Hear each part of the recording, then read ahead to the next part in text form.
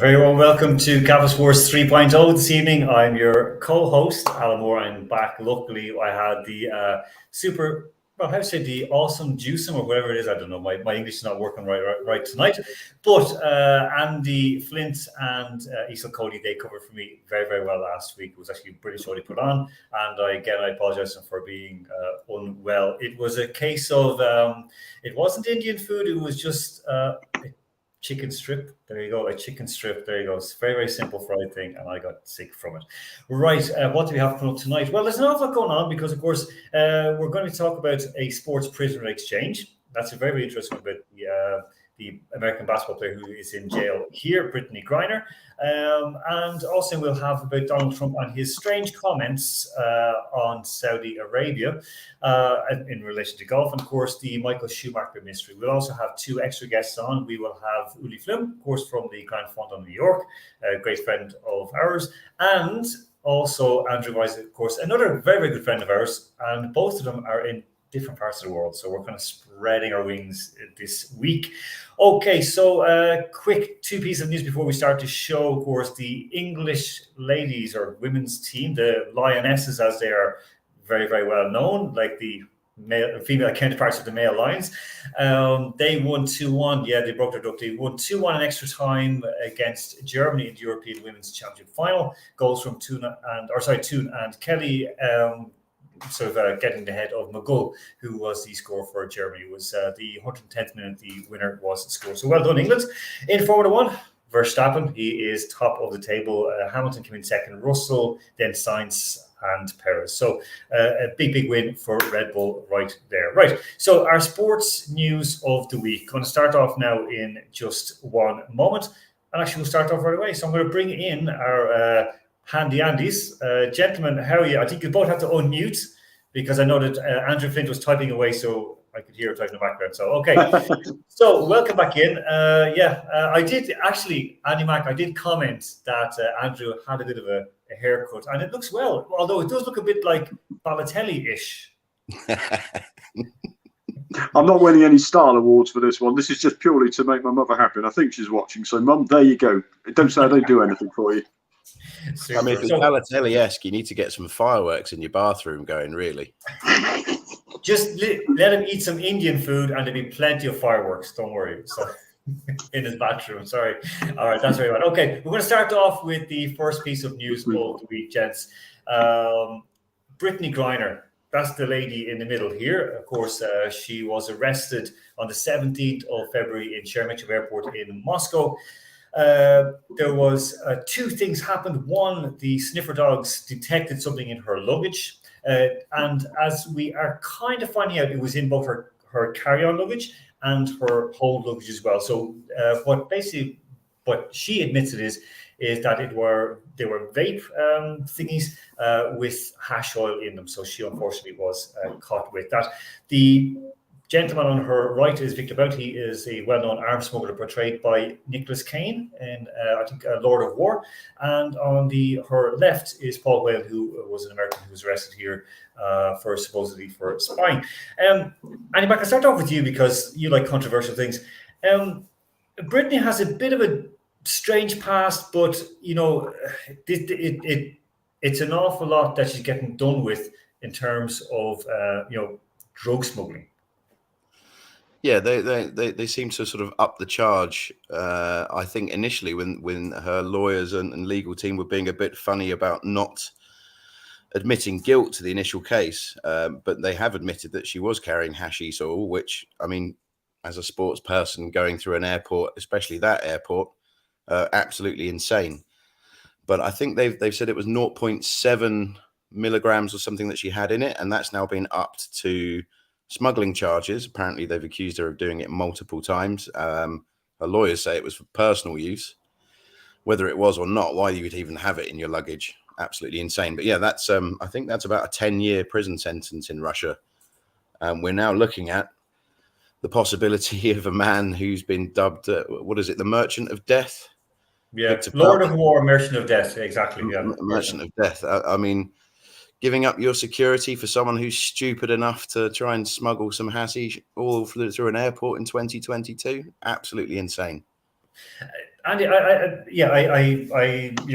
sort of the weight of bringing these two people, exchanging them, is just absolutely insane. I mean, just it makes no sense whatsoever. Bought, I think, is on its 10th year of 25 for arms smuggling and all other offences. Andrew Flint, at the same time, I mean, let's just be honest. I mean, where she was living, she'd come from the States. That amount of narcotics is allowed. And it's not like she was bringing it in to distribute it, was it? Well, no, I mean, it would be hard to believe that really was the intention. But we've got to remember as well, this wasn't just her first time coming to Russia. She comes regularly to play in the WNBA off season, so she knows full well what scrutiny is like. And I think Andy Max basically summed it up pretty well there, that it was just incredibly stupid, regardless of what the actual intention really genuinely was or how much there was. Why? Why would you do it? It's not about whether it's for a legitimate medical reason, as she has claimed, or whether it's the amount is legal where you are from. It's where you are going to. You're crossing a border, regardless of your nationality or any undertones people want to pile into it. It was just incredibly stupid. Now, does incredibly stupid deserve a potential 10-year jail sentence? Well, no. But then, is it just just stupidity? I really genuinely can't believe that she is some sort of an international drug smuggling criminal of huge level. No. I think no. I mean, that's definitely not the case. I mean, I think. Yeah, she has a checkered past, even here as well in Russia. I'd interviewed her before when she was playing out with Ekaterinburg, and I met her. She's perfectly nice, very polite, very intelligent. When we I'm not going to speak about what we spoke about off the record, because of course that's just taboo. What I can say is that what went on the record in the interview was that she did say that she has, because of a buildup of injuries. I asked her why you in Russia. She said money. She was making more money here in 1 year than she did in 3 years of her contract in America. This is the number one draft pick. Now, okay, there's lots of people who could say WNBA doesn't draw. It's sucking on the teeth of NBA teams. It's, a waste of money. Well, okay. They're doing their best, and yes, they have to fit the scale and so on. But at the same time, she said that she was playing here a lot because of debt. And one of the debts she had is because she has twin girls, I'm not certain this, with her ex-wife.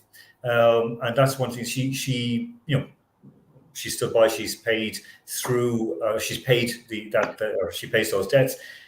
But at the same time, I think she's someone who's very unfortunate in this. Anyway, before we leave this, is there a way out of this? Will they exchange her, or is this going to just drag on? I think they will drag it on a little bit, but I think if the reports are genuine from US officials that this is the person they're willing to exchange for her, then I think that Russia would be inclined to do it, simply because someone who's a notorious weapons trafficker might be quite handy at the moment. Oh God. Andrew Flint, your opinion, will she be exchanged? Because there are a lot of people here, Americans here, who are in jail for offences similar to this.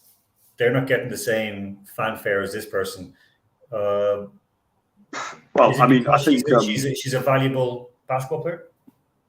Well, her profile is valuable, and that's obviously what really is the key point here. Yeah, I think it probably will happen too. But if this exchange, as we mentioned at the top of the show, goes ahead as suggested, with the two people concerned either side of the deal, then it will be used, I think, exploited as a massive PR exercise. In other words, look what we've managed to get. We've made them look silly. We've got somebody who's worth a fair bit more than a slightly silly, forgetful, whatever you want to call it, sports person. So I think it probably will go ahead, and it will be trumpeted as a success from this. Okay. Next up is one that we're going to have, and Andre's going to join in with, not at this part, but actually the next one, it's about Michael Schumacher. Now, this is a tough one, because, Michael Schumacher, he had a skiing accident a number of years ago and has ended up, well, we don't know how he is, and that's the whole situation. Now, when you look at this, they said that they're planning. Now, the headline I have here is the exception to the rule, because the PR thing was completely different. It was basically that, Michael, basically that the family are setting up that everything's going to be nice. And the headline was Michael Schumacher's family making big plans for a new winter home in Mallorca. They bought 5 hectares, over 50,000 square meters of land, to have a house, to get looked after, and he's going to be there for his winters, because, of course, apparently this will help. Now, every single news outlet led with exactly that, which, of course, we know is a PR piece of fluff.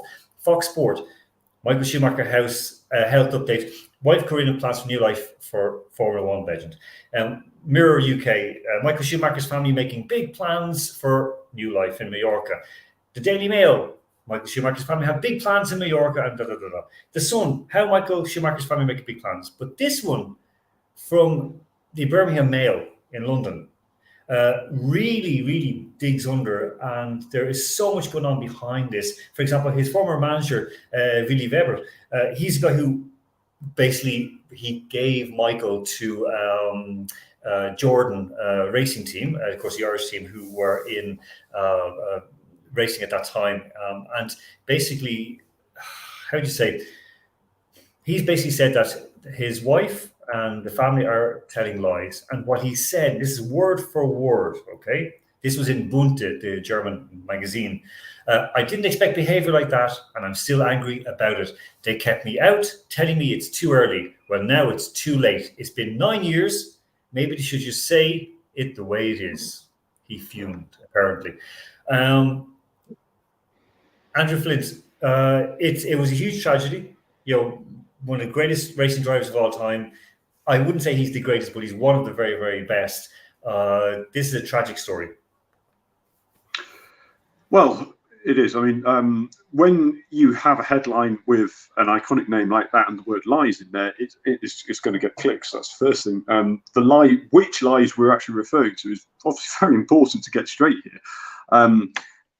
They have kept everybody, it seems, in the dark. I did read one report that the former Ferrari boss, Jens Todd, has actually visited him a few times.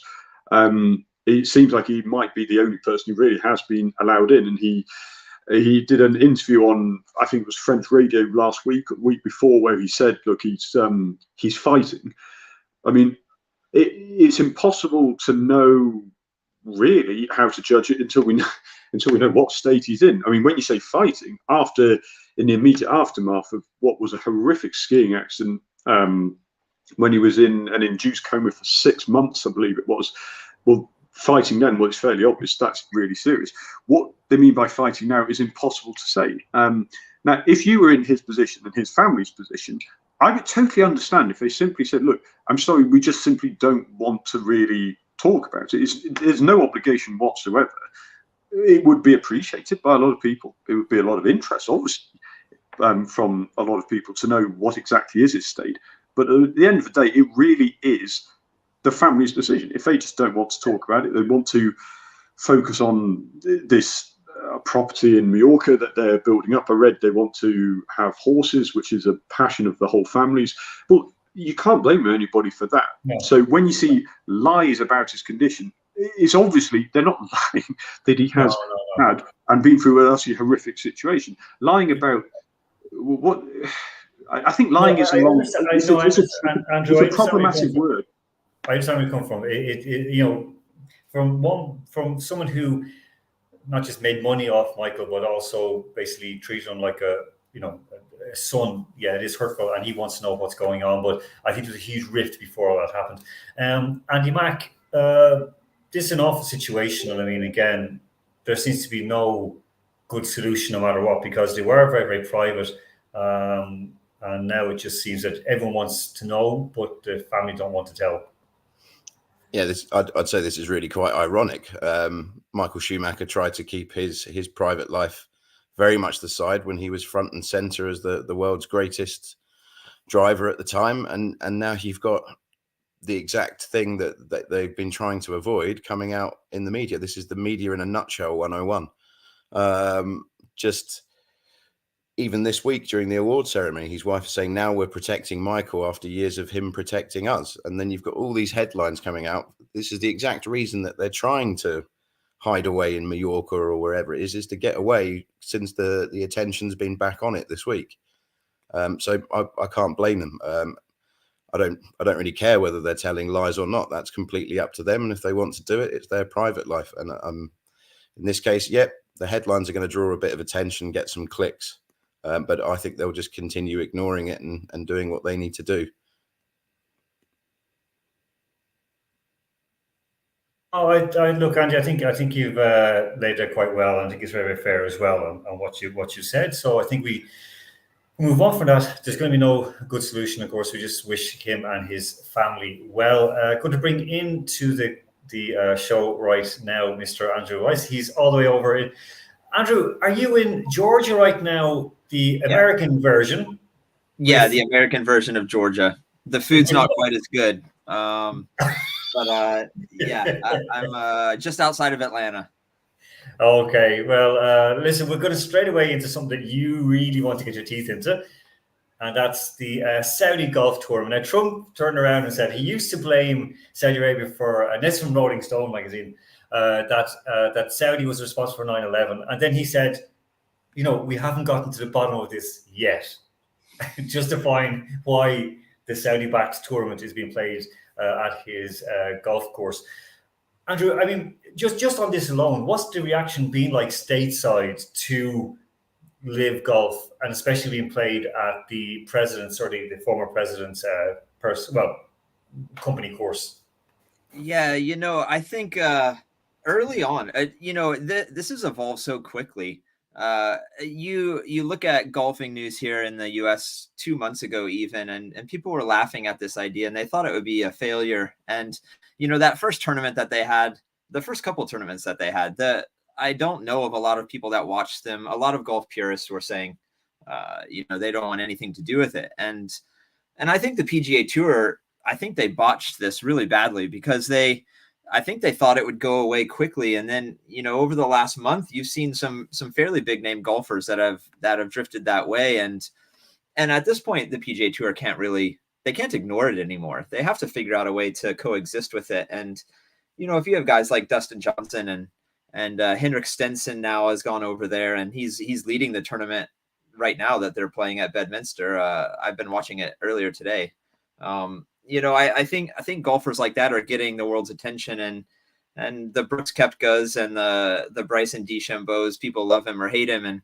And at the Pro-Am to start this tournament, Bryson was paired with Donald Trump, and people are either going to love that or hate that. But I don't blame Trump. Trump is always business first, and if he can get a tournament like this at his golf course, he's going to. And lots of storylines tag along with that. I don't know if you guys have heard, but his first wife passed away, and he had her buried at his golf course. And again, business first. If you create a nonprofit cemetery on a piece of land in New Jersey, you are exempt from many different taxes that you would normally have. And so, he buried his first wife at this.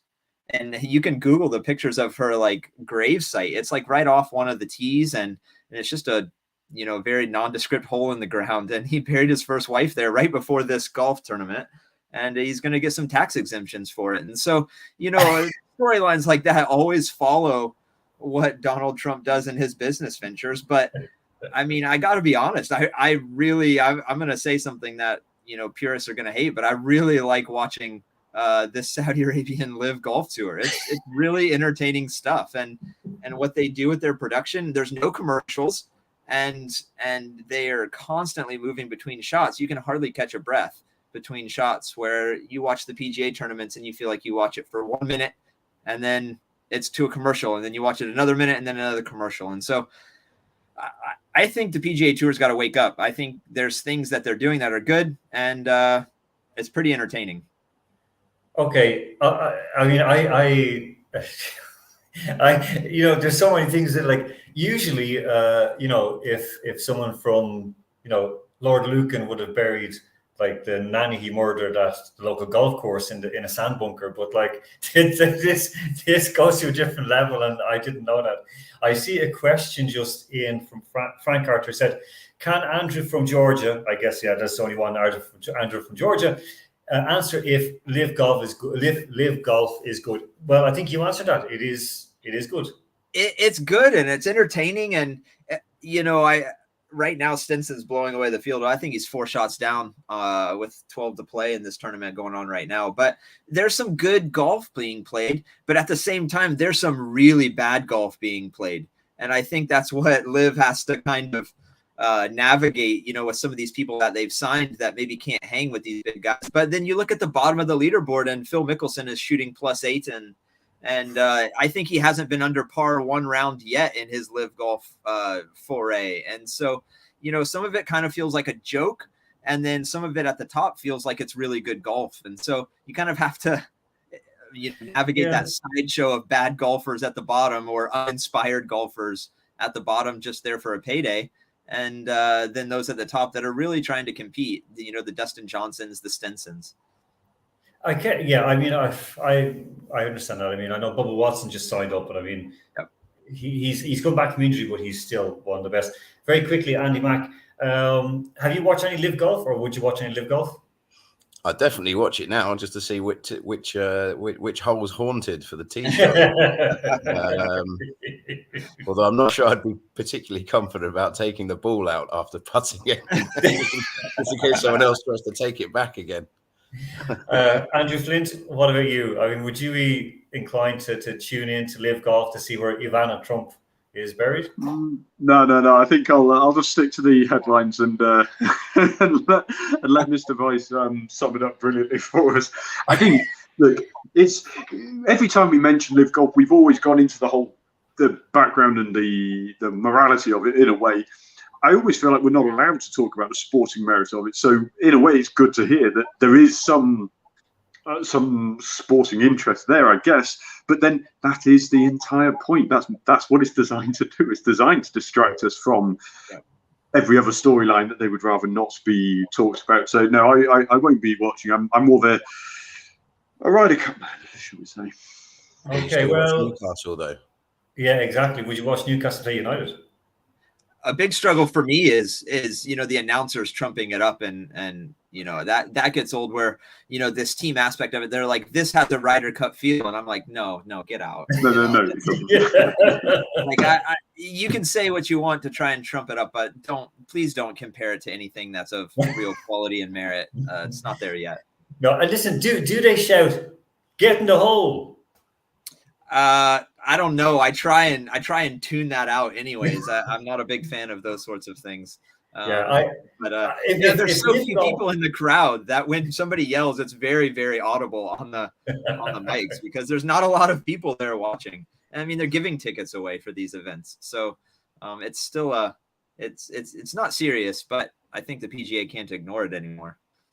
Okay, folks, we're going to go to the break right now. The guys are going to mute their mics while we wait for just one moment. And we're coming back, bringing in to us Uli Fluhme, because he's going to talk, well, an awful lot more besides as well. So back in just literally around 30 seconds, and back with some more Capital Sports 3.0.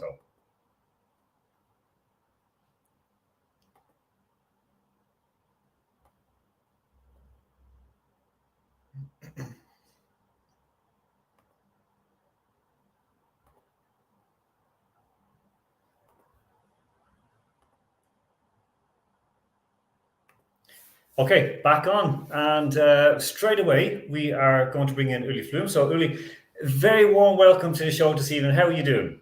Thank you, guys. Thank you, Andy's. It's great to be here. So you're underneath the triple decker. Exactly. We've actually caught them between us, Uli. Like, they're between us right now. So, we're okay. Andy Mack is in the middle, so I'm not going to comment any more about that. Have a good roast. continuing on, and I want to ask you all about this, Uli, because there's a particular reason I'm going to ask a question of you about this. Start off with Andrew Flint. Andrew, there was a report done, I think it was by the Daily Telegraph, and this is from Golf Magic magazine or website, about this massive, the CM sports management agency in England, and they are getting the likes of Henrik Stenson and so on. They're getting him joined up, but there are other mega players, all represented by huge agencies as well, all signing up. And I mean, normally agencies would get. I remember when I worked as an agent, we would get 10 to 15%, for example, of a deal, depending on what was going on. So there's some of the people, that they're all. It's very incestuous in a way, where a lot of these guys have worked together. They've worked with the PGA, they worked in the DP World Tour. They all know each other. The CM management, this major one, the Dunkley family have actually owned it. Paul Dunkley actually was a friend of Ian Poulter, and of course he sponsored and brought Poulter across. But also there's another nation called GFC Worldwide, and they have more live players like Bryson DeChambeau, Louis Oosthuizen, Jason Kokrak, Carlos Ortiz, and so on and so forth. Paul Casey and Sergio Garcia. I think Sergio Garcia is moving back. Andrew, if I'm just going to ask you, I'm going to ask you all kind of the same question. In relation to agents and agencies, how big of a role are they playing in sport now, especially in terms of what we would term sports washing?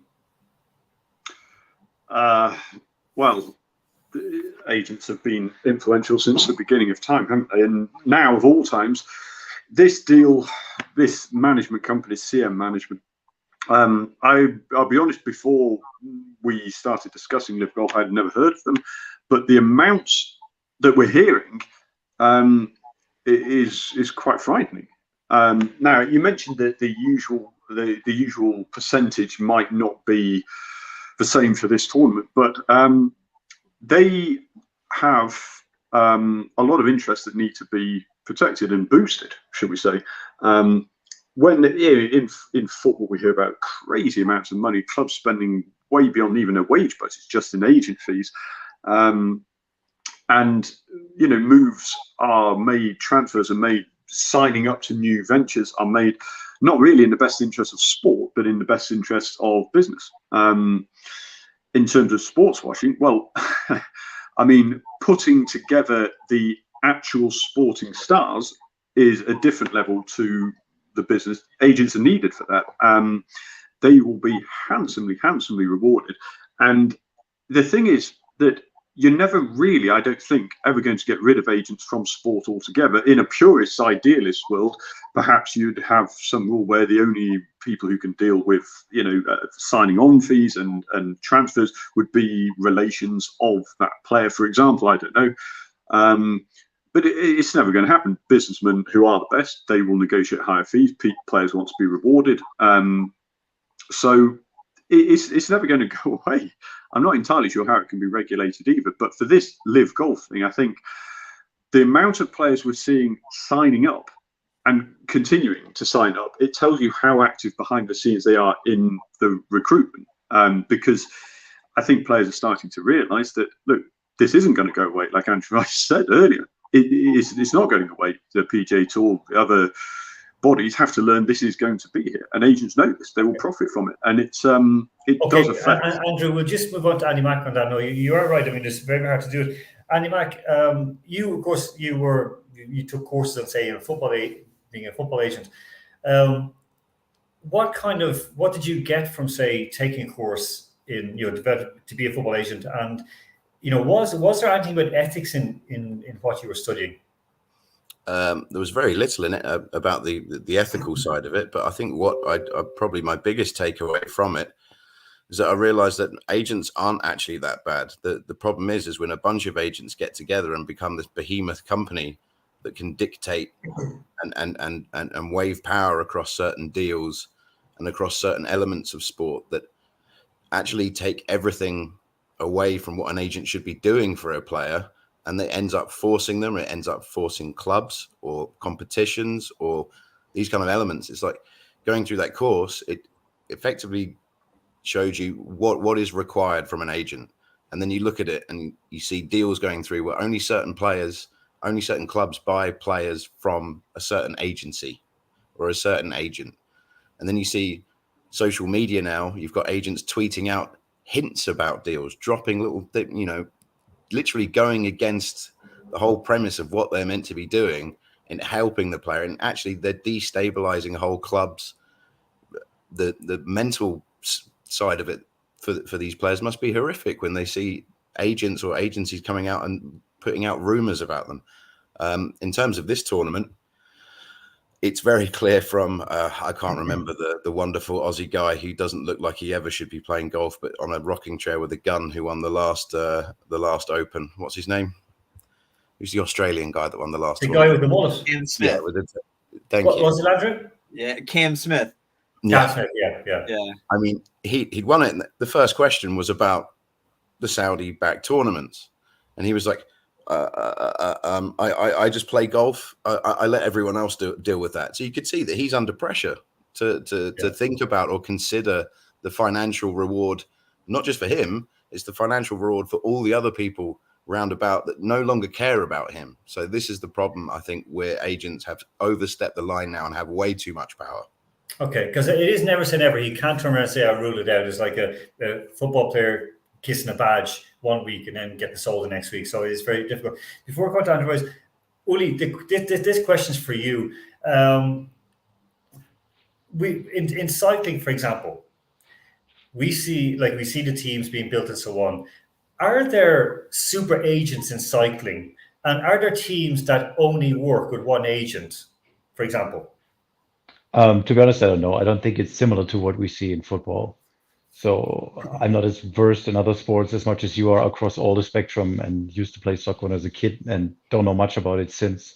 I don't see it in cycling. There are certain agents that take care of the top riders, but at the end of the day, the ones that really make money, make good money, make top money, there's a very few, and they have good agents. And I think that the one thing that I'm always worried about is collusion, that you see the agents working together with the teams, with the managers, with the federation to put the people in the right place. And, in cycling, you always have to look at the other end of things where there are riders that are professionals that actually pay to ride their bikes for a professional team. So they're not getting a salary. They're actually paying to ride there because they come from families, they can afford that. Uli, I'm going to ask you, I'm sorry for jumping across you. You've just said something that we started off speaking about Formula One, speaking about Schumacher. We always knew that in Formula One, pay drivers, guys who had a rich father or a rich company backing them. For example, a lot of Japanese drivers would have had,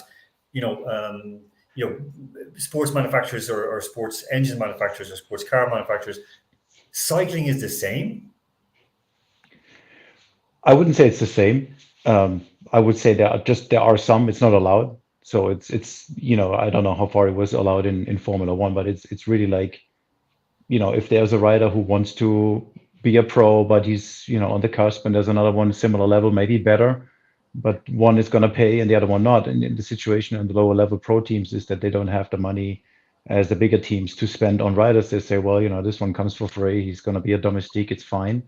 And then they ride. And sometimes it may not be that they're coming for free, but for like below the minimum salary that exists for the World Tour, for example. So I think if you look at a sport like pro cycling, you're not running into the same issues as you do with football. And the top guys, sure, they're getting paid well, and there's the managers for that. And, as in all of society, whatever business you go in, there's people working together, gaming the system. And I think that's always a risk also there, that just, working together, and the managers find their place in. And obviously many of them are former riders. So it's all like, to use a bad word for it, it's all mafia. Well, what kind of sum of money are we talking here? What's the sort of sum that you would have to pay to get if you're just a nobody and you want to go join in, how much would you have to pay to join one of these teams? Andy's asking for a reason, Uli. So you see him next year in Lycra flying up the Alpe d'Huez. So flying down, I think. So I don't think you can pay your way to be a Tour de France rider. So forget about that. If we're talking pro level, lower level pro team, you probably pay like your 2,000-3,000 euro a month to be a rider on the team, which would be the salary you would be getting if you would be a normal rider. So really lower tier level, but that way getting into pro races that unless you're a nerd you've never heard of, you're probably not going to finish one of those races. You're going to be taking care of your leader for the first 100K and call it a day.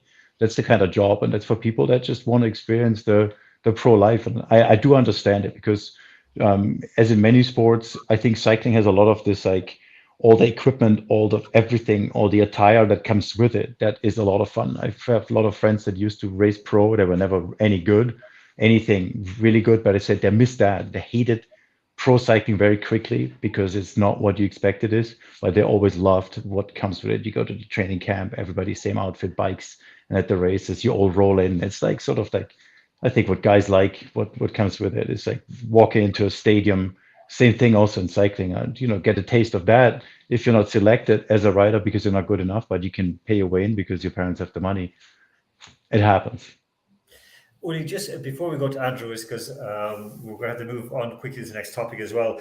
Uli, what, for example, in let's say an average team, if you name a team and just tell us roughly what would be the salary of the lowest paid cyclist on a world tour team, one that went in the Tour de France this year? 100 a year, 80,000 a year. But at the Tour de France, yeah, probably like the last ride. I would guess something like that. I'm not in the loop of what they exactly are getting, but it is like you retire, you have a couple months, and then it's back to work, unless you're maybe by yourself. But if you have a wife, kids, what is usual for a pro cyclist, they get married quite early because they're a lot on the road. They want to make sure they're all settled with that, so they have kids. So I know many of them, they say I'll take some time, but they get back to doing something pretty quickly because they have to. Okay, all right, Andrew. You're of course you're very knowledgeable about US sports. Many of the documentary movies I've watched or films on ESPN, for example, on 30 for 30. The agents always seem to play a major role. For example, especially in NFL and drafts and so on, and the agents become the drivers. We saw it like even in Jerry Maguire being the most popular movie of it as well, Draft Day as well in terms of American football. How ubiquitous are agents in US sports? Yeah, they play a huge role, and there's some agents in different sports that they get this whole personality and everybody knows who they are. In baseball, it's Scott Boras, and football, it's Drew Rosenhaus. You have these guys that, if you're a top player, you go to these top agents and they're going to drive your fees up and get you signed with the best teams. And of course they benefit handsomely as well. And so, Jay-Z even started his own sports agent firm. I can't remember what it's called, but and you see some big name NBA players that are signing with Jay-Z's agency. And so they play a huge role in American sports, and you might find stories here and there of a player that, ditches the agent. They're tired of that fee and they try and negotiate on their own. But, it's not, the teams have a legion of attorneys that help to work with signing these deals because they're worth so much money. And normally the players that get rid of an agent normally end up getting taken advantage of by the teams. And so I think there's enough stories of that most players they'll hitch on to the biggest name agent they can find, and fees be damned. They'll still get their money. Okay, no, that's good. We'll move on quickly because this is also a kind of an agent tale. I'm going to start off with Uli on this one.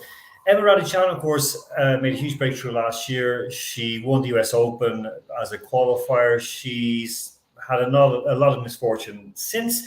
Now, the big furore at the moment in the UK and other places as well is that she has chosen Russia's Dmitry Tursunov, of course, top 20 player himself. Very, very good guy. He is now her coach. But she's been all over the place with injuries, with COVID, with blisters, with sore ankles, sore calves. She's only 19 years of age, Uli, but already some people that I know within tennis are writing her off at 19 years of age. You're asking me about tennis? Yes, yeah. I have no idea about tennis. I don't know why you ask me. I used to play a little bit. but I don't watch it any longer. If you ask me why you would write off a 19-year-old, is that the question? I really, if I give Yes. you an answer, ask That's anyone it. else here in the group, because it wouldn't be Well, fair to give an answer here. do, I do, know do, my limits. okay, no. Well, like basically, she's managed by ING. She's massively backed by Nike. Is it a case, Uli, that you because again you've worked with athletes, you've seen, and you've got a lot of athlete friends. Some of them peak too early. Would that I be don't the know case? if there's a thing. No, I don't think there's a thing like too early. I see people saying, oh, he's going to burn out at that rate. We have now much younger Tour de France winners as well in cycling than we used to have. They used to be late 20s, 30 years old. And there was a trend going older and older. Now they're early 20s. Well, I always say, as an athlete, everybody's different, and you have to take your success as it comes. And who says that a career has to be 10, 15 years old? What about just being really good and you're as a late teenager, early 20s? And then you're done by 25. What's wrong with that? If they had fun, if it's been a good career, it opens up to a long rest of the life. You don't have to all go until we're 40. So I'm very open-minded to some ending it younger and some later. Sure, some might burn out, but I think I'd rather burn out than just fade away. That's really not something that I would subscribe in sports in general to. That's Most pros make that mistake, and I understand it. They want to keep it going, but I think, burnout yeah. is good. We see it in cycling with Valverde, and there's other guys who hung on and are continue to hang on because they, as you said, they don't know anything better. And Mark, I'm going to come straight to you with this one. One of the big issues that's been thrown around is that her new coach is Russian. That surely shouldn't make a difference, especially in tennis. There might be a language issue, but I'd imagine that should be about it. He speaks perfect English, by the way. He speaks Well, perfect there you English. go. So then, no, then it shouldn't really be a problem at all. If that's who she's decided, I feel like she's probably bounced around coaches after, like Uli said, probably having success early, not a bad thing. But I think because then she hasn't been as successful, I think she's kind of found herself bouncing between coaches. If this is who she wants to take on a different direction, then I don't see why the media, for all this time, even when she's been poor, the media have kind of tried to get behind her a little bit. Why is a Russian person coaching her going to change all that? Surely they should be backing her. She's clearly got the talent. I think mentally at the moment there's a block there that she's now getting nowhere near the levels that she was during that US Open victory that she had. Yeah, she's a huge server, but her serve seems to be all over the place. Andrew Flint, I mean, it was mentioned to me by a former tennis pro, a World Tour player, who said that she has all the hallmarks of a Jennifer Capriati, but she Capriati started very, very young and was huge in a much bigger market than the UK. There still is hope for a 19-year-old like Radicchio, isn't there? Oh, absolutely. Andrew, sorry. Yeah, I mean, Andrew Weiss? Oh, okay. He's muted. Andrew. Sorry.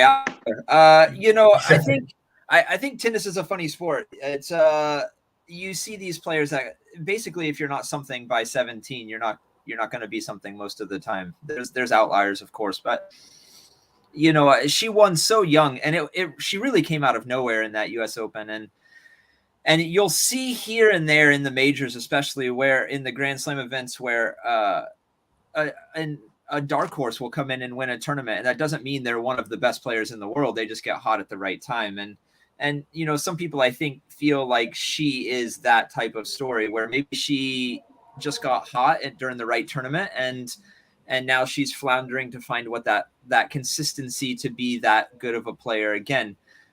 Sometimes players will win a Grand Slam and then you don't really ever hear much from them again. It's rare, of course, but I certainly think she's still so young. I think there's still a lot of time. And if she can get the right coach, and that coach-player relationship is so important in tennis. And you really do find, some of the top players, they stay with their coaches for a long time. And some of them change quite frequently and they don't find the same success. And so I think she could find that same level of success again.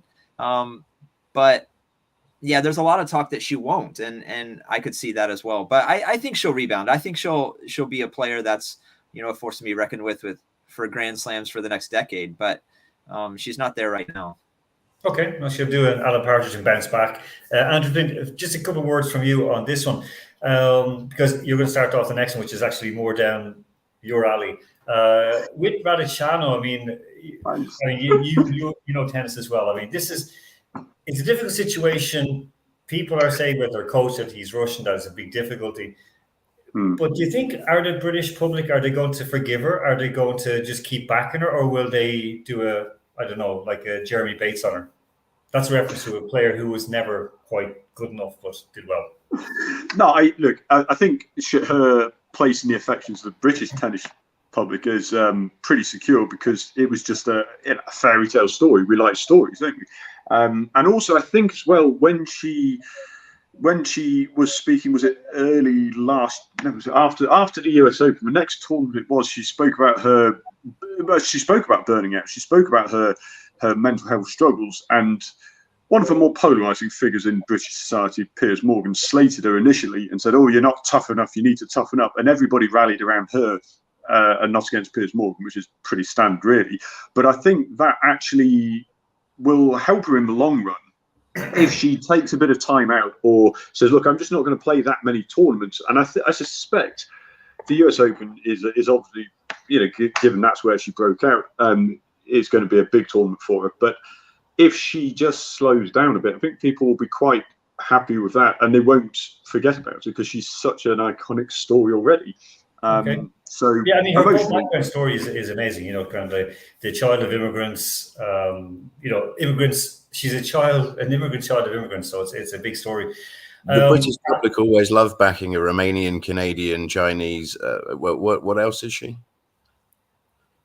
She could have some Irish there, who knows? Okay, we'll move very quickly on, Andrew. We're going to end off this segment very, very quickly with, of course, the Wagatha Christie trial. This is New York Times. Andrew, 2 words on this. Now, Wayne Rooney, I mean, he looks like an extra from, I don't know, a Guy Ritchie movie or something. He looks like he likes his pies. They have it's very unusual, because right now they have a new story coming out, or a new movie coming out, I think it is on one of the Patreons. I think it could be Apple, I don't know, TV, or Amazon, a documentary about their life and so on. I mean, he's over in DC United, so I mean, how important was this trial, Andrew? You got 30 seconds. How important was this trial for British sport? Well, what's important is that it is now over. What a complete and utter waste of time. I mean, it became a meme in itself, and the obsession with, who was right, who was wrong. Nobody really cares. Look, I mean, the truth is, it was a joke when she came out with her sting operation. I've figured out who it is, and it's Rebecca Vardy's account. She didn't want this. Colleen Rooney has come out and said, "I didn't want this trial in the first place. We're not interested in any compensation. I just want to get on with things." And for once, I actually think she's speaking sense. Adi Mac, but like your take, I mean, do we have anything left to look forward to for the rest of the year? Yeah, never hearing it again. Even just the word Wagatha. At the moment, if I was on room 101, that would be binned without even a word required. Yeah, no, I've literally got nothing to say. Absolute. I can't say that. Uli, have there been cases like this in cycling between wives of cyclists, or has it been a lot calmer or more civil? I haven't even heard of that story, to be honest. You're lucky. You're the lucky one. I don't know if it speaks for me or against me. I'll let you judge. I mentioned no, wives of cyclists are not something that are like, it doesn't exist really. The only one that comes to mind is, of course, Michelle Froome, who kind of like, headles her husband and talks for him. And when they have interviews, she's like, it was not like that. And he was like, yeah, it was like, no, not really like that. So she takes care of him. She does his social media. She blocks me and you, Alan, probably. So the short answer, no. Okay. Andrew, a good appointment for DC United or not? Big Wayne. It's a risk, but they haven't played well all season, so I think it's maybe worth a flyer on it. He's got a bit of Colts personality there in DC for his time there, and they like him a lot. But really, all I want now is for the front office of DC to try to sign Jamie Vardy, so we can really bring that whole drama to the States. I think the U.S. needs that sort of drama in the football world here, and so. That's all I want. That's the only thing I want to come out of this whole thing is that DC United tries to sign Jamie Vardy now. Football or soccer? I'm confused now. Football. It's called soccer here, but football. They do that in the US or right now? We try. We're not very good at it. Okay. On that note, that's why Gareth Bale went to join the Saudi DC United golf course, right? Yeah. On that note, we're going to move very, very quickly out. I'll be back in 30 seconds with our hot topics at this stage. We'll get through very quick. Just wait for 30 seconds. So back right away.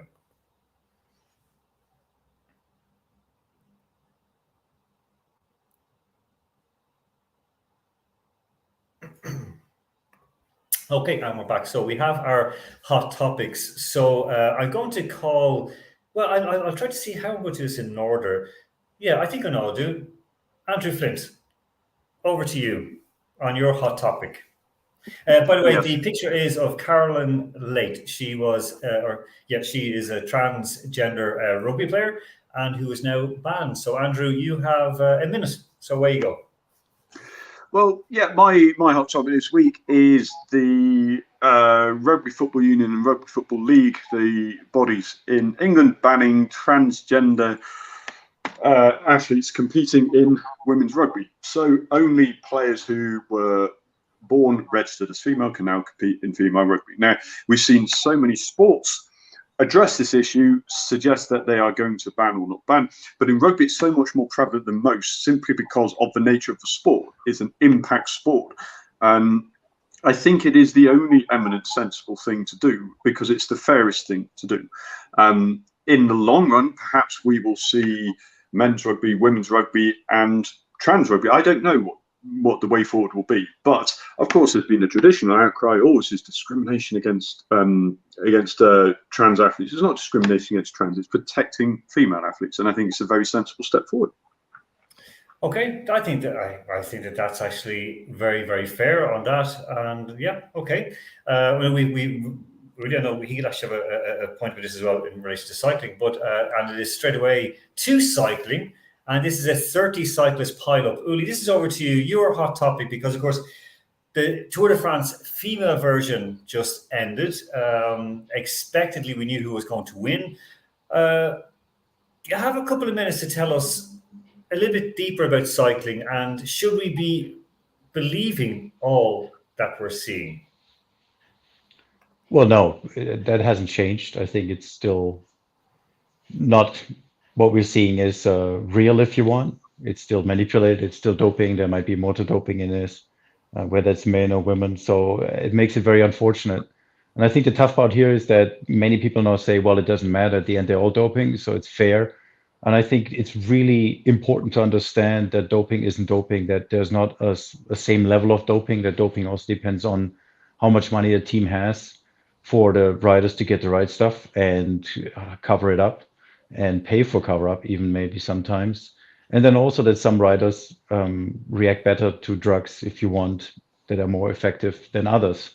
So, now that we can see that younger riders are selected for how well they are reacting to drugs, to become a top rider. So it's completely skewed. It doesn't make sense anymore at all to really look at it. This is last year. There's one thing, of course, this is last year at the Tour de France, where this woman saying, "Go on, Grandad and Granny," and she took down an entire race. That was a spectator's fault, and it's quite often spectator's fault or a driver's fault. For example, this crash that we showed in the Women's Tour de France, it was a cyclist's fault. But Uli, on the hot topic, I'm just going to ask you one question, because how easy is it to have a crash? It's fairly easy at the end of the day. You could turn around and say, looking at how close they ride and how it feels to be there. I've been there. It's quite a miracle that not more happens. And I think the good thing is that as long as everybody's moving at a similar speed, if they crash, they crash at the same speed, so it's not hitting a wall or something like that, which makes it, you get some scratches on the skin. And other than that, mostly it goes well. So what you saw at the women's tour, the picture you showed there is sensational, but you find plenty of those as well in men's races. So I think it was a bit unfair to say, a bit chauvinistic to say, oh, look at the women, they can't ride their bikes. And there was many crashes. There was even a lady run over by her team car. We've seen that in men's cycling as well. So I don't see any difference there. I think there's a certain risk in being a pro cyclist. It's obvious, it's there. But playing football, soccer is the same. So that comes with sport. It's one of the risky sports, and it comes with it. And sometimes you could say they're very brittle people nowadays. They're very thin, and there's some drugs that lead to osteoporosis and stuff like that. So when they crash, they like really fall apart. That's the part that we've seen, and where you see the side effect of drugs that are not really in the conscious of people. Because if someone crashes and hits the road, and then of course he's breaking something, it doesn't have to be like that. If it's a normal person, say without drugs, maybe can sustain a crash better than an athlete that is like real thin as they are nowadays. One thing, of course, we mentioned, but that's just what the drug you're referring, or one of the drugs you're referring to, of course, will be from Ventolin, from the inhalers, from asthma medicines. They actually break down the bone density, so it actually affects that. So we see it in footballers as well, soccer players as well, and when they're using it, they actually start to pick up injuries, especially massive bone and tissue injuries. Andrew in Georgia. I have actually we've a message or two messages in actually coming through from people who are watching. And Georgia, this is your hot topic: Live Golf versus PGA Tour. You spoke about it already, so now you've got a couple of minutes to tell us why we should watch one and not the other, or vice versa.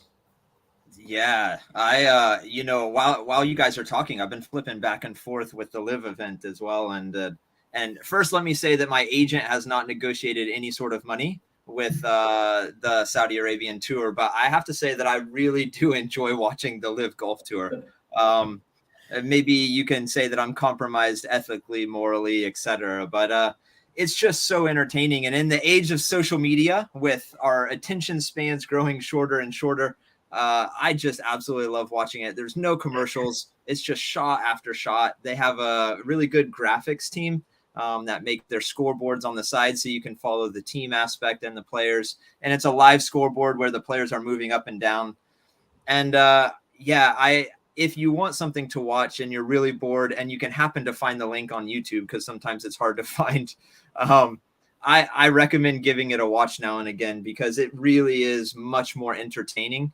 And these days, when you watch a PGA Tour event, I feel like I'll watch for 3 hours and I'll see only 5 golfers, and they'll just go back and forth between like these 3 or 4 golfers that they want you to see.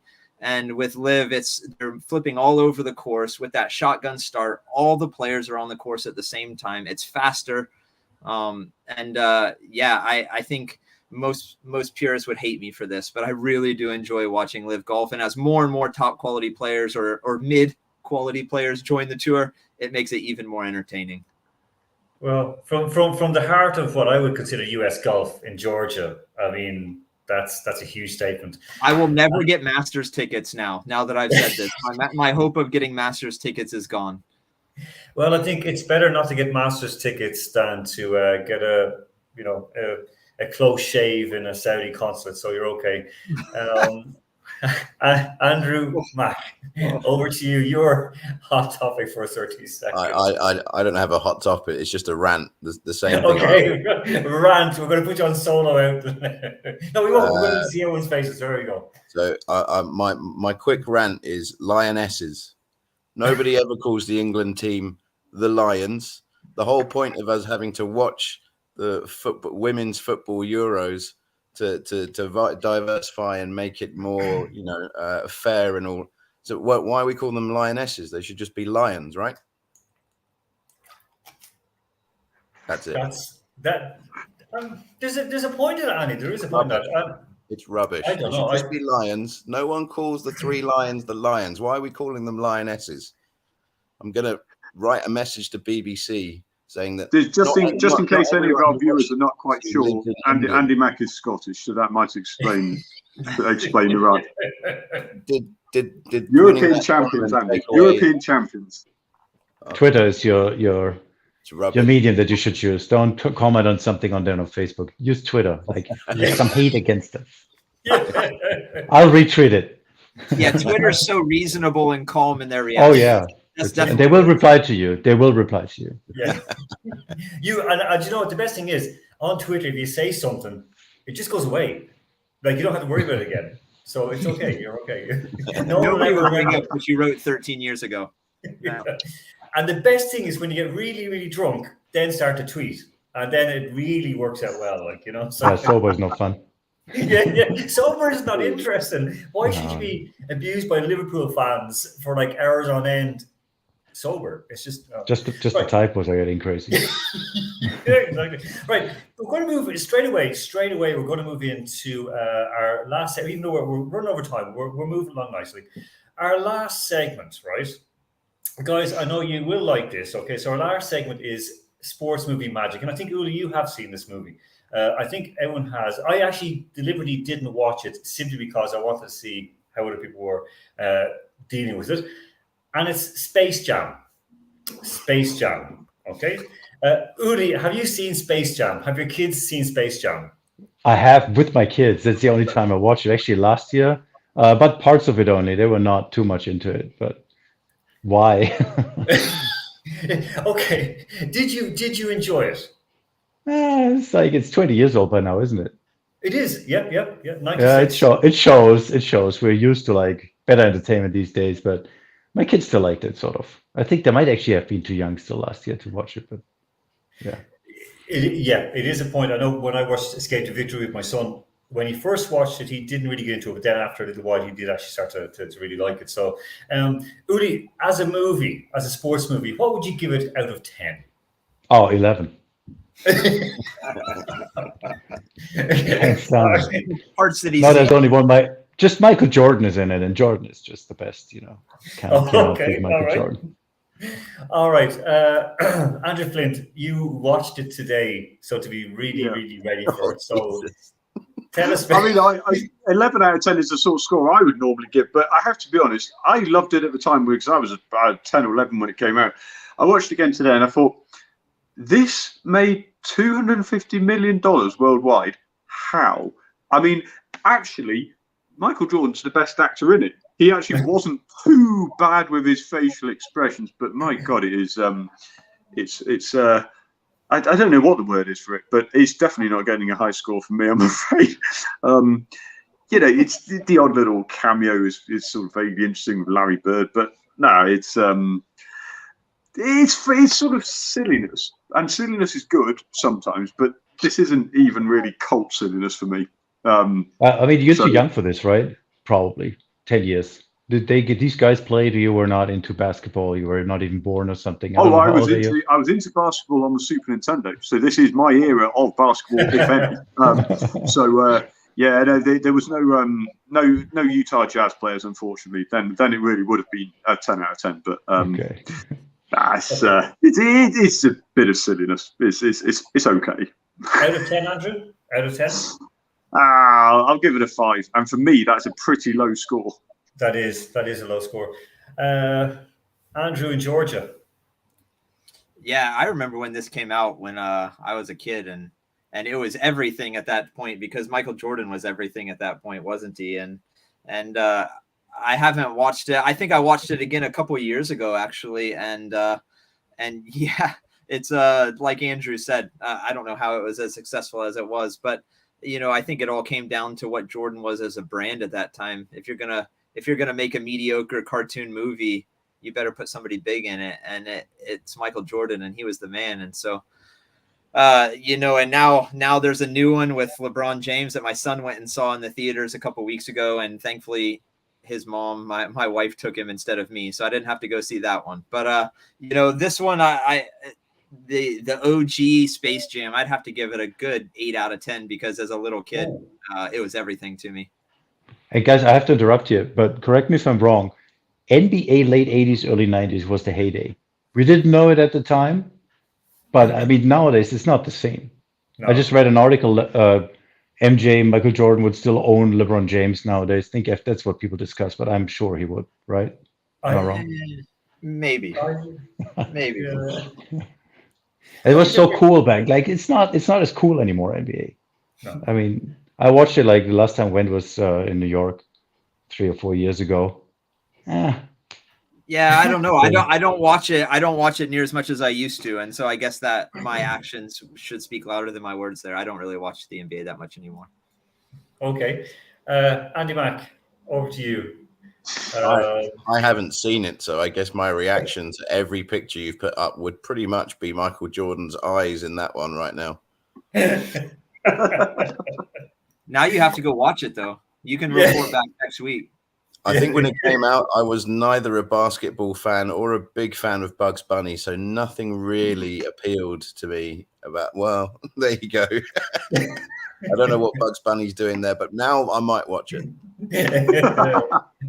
Okay, for me, I saw when I was, I think it was in 97, not 96, and I remember seeing it with the team I played with in Canada. We all went to it like during a road trip. We went to see it. So I mean, I thought it was interesting. You know, I wasn't a huge basketball fan. But it was interesting. Like I didn't know most of the players. I played basketball at home in school for the school team, but I didn't actually, I don't know, I didn't follow basketball that much. So it was kind of all new to me. I was more ice hockey and American football. But okay, so all right, so we have 11 out of 10 from Uli, which that's a big one. 5 out of 10 from Andrew Flint, and 8 out of 10 for Andrew Wise, and not applicable from Andy Mack.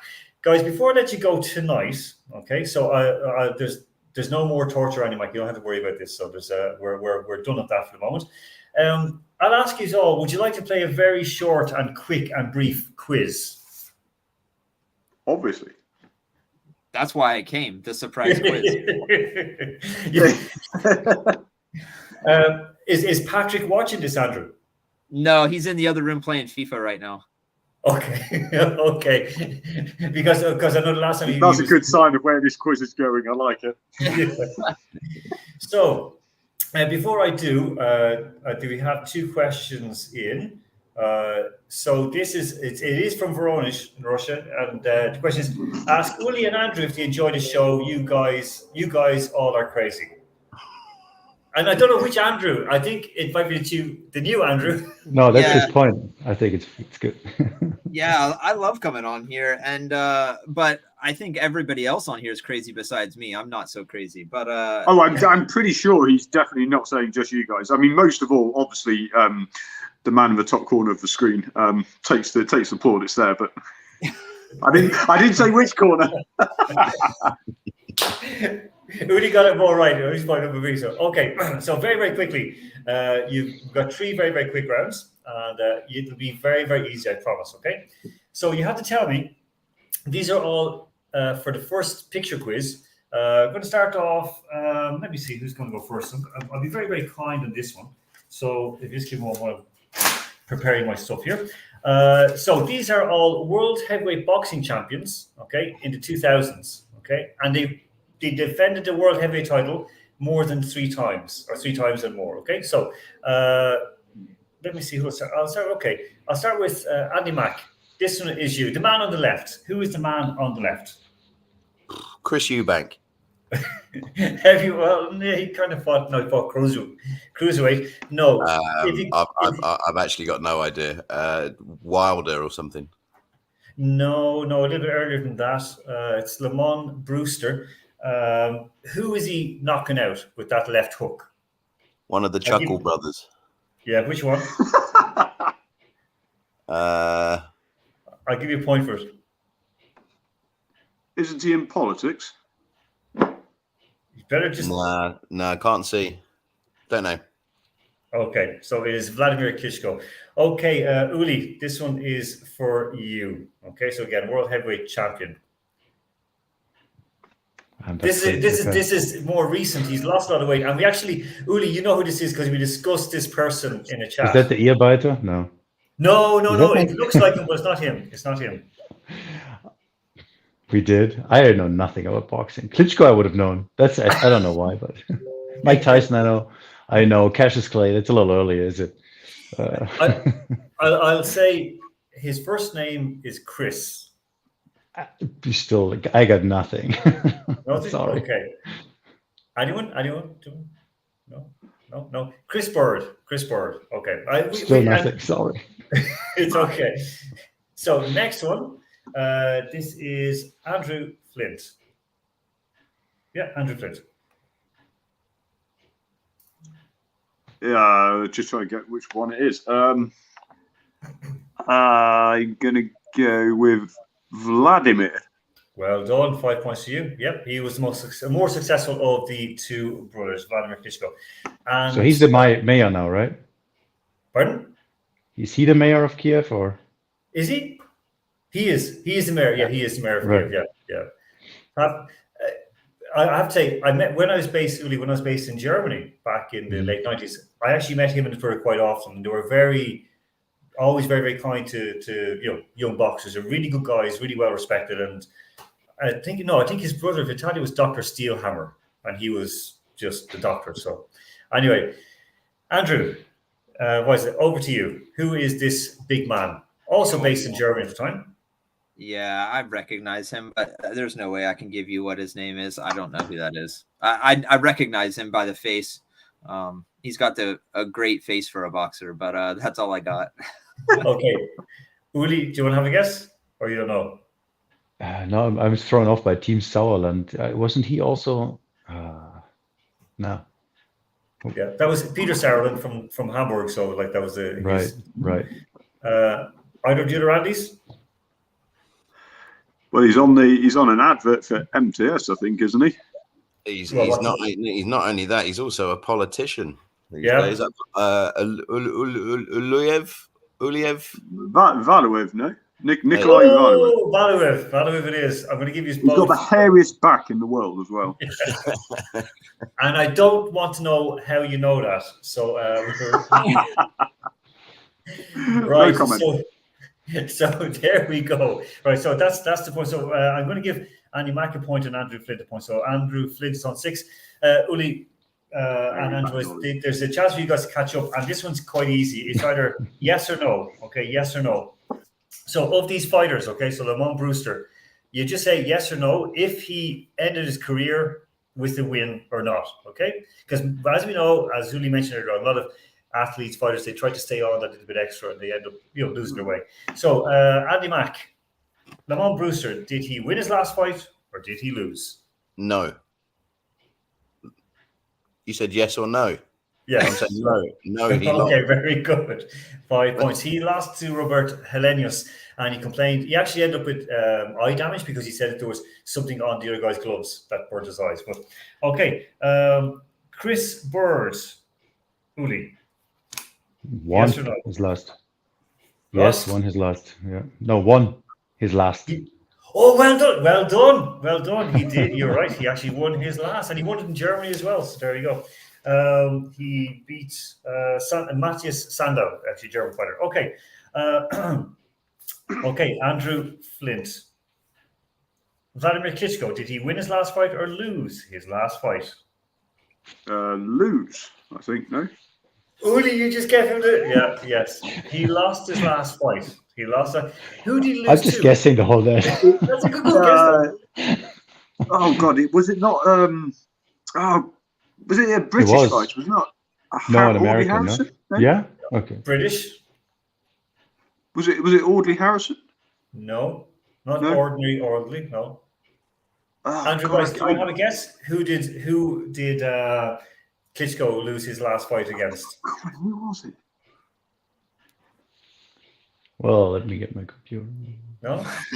Okay, Anthony Joshua. Oh, of course it was. Yes. There we go. The Saudi link.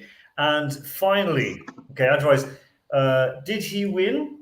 Did Valuev win or lose his last fight?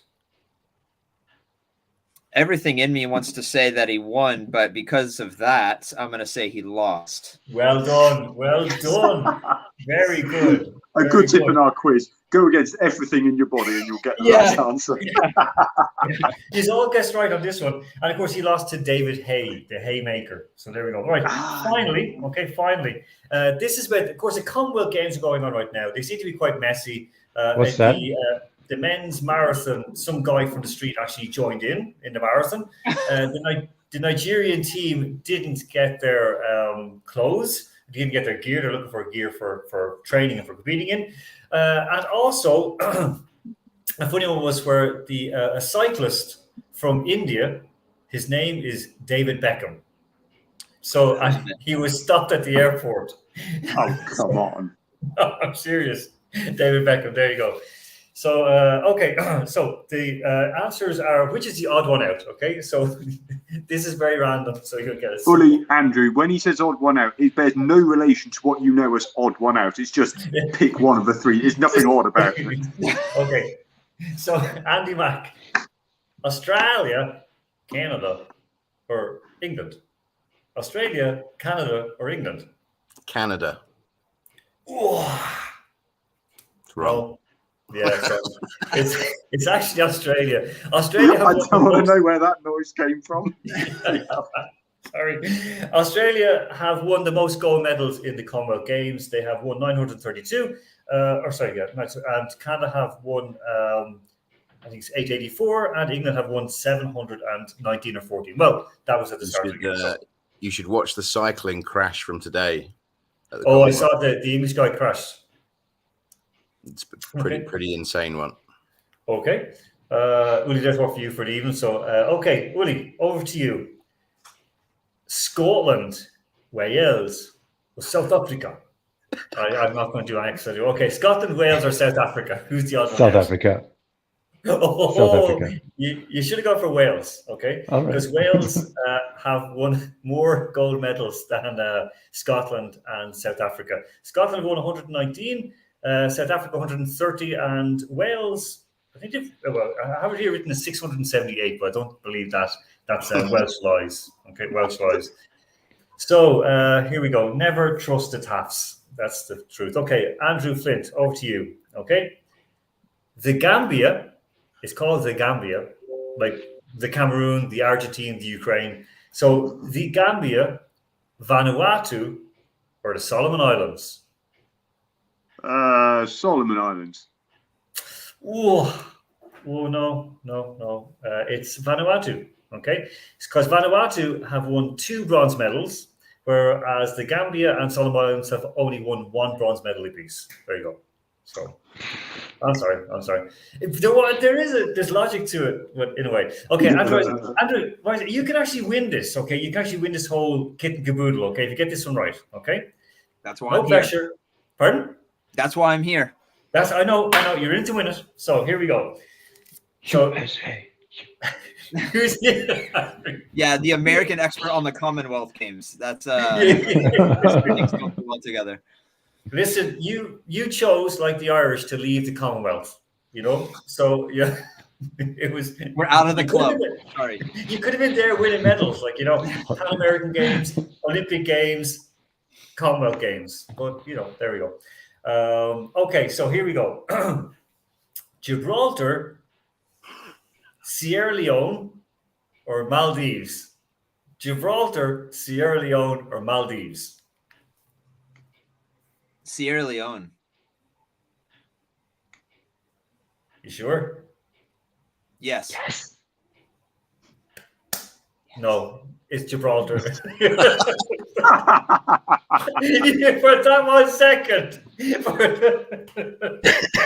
I'm so sorry. I'd already written in 10. I'd given you 10 because I thought you were going to get it. I was certain. I was backing. Well, the points are up to you, so you can still give me that. That's fine. So, Gibraltar have competed in 16 Commonwealth Games and never won a medal.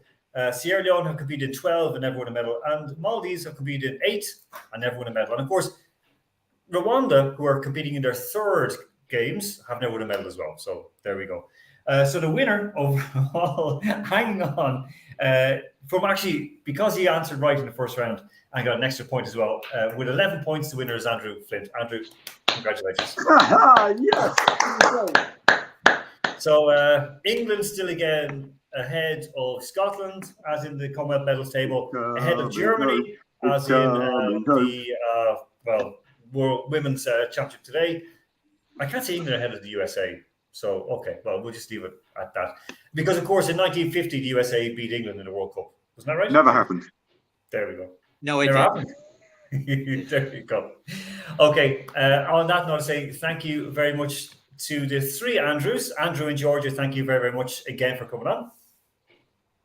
To Yeah, it's a Andy Mack, pleasure. thank you, and see you very soon. Always a pleasure. Andrew Flint, thank you as well. A nice haircut. And Uli, thank you very, very much for coming on. I know you're Thanks, taking time Alan, out of for your having me. family evening, so I hugely appreciate that. No problem. Avoided Thank another you. watch of Space Jam. Exactly. This is not my home. Okay, so the guys are going to hang on for just 1 second, and in the meantime, I will say thank you for watching. Of course, there'll be clips of the show put up during the week as well to enjoy the parts of it. So I'll say thank you very, very much to the three Andrews, to Uli for a wonderful show, and to all of you. Take care of yourselves and each other. See you next Sunday for more Cabin Sports 3.0.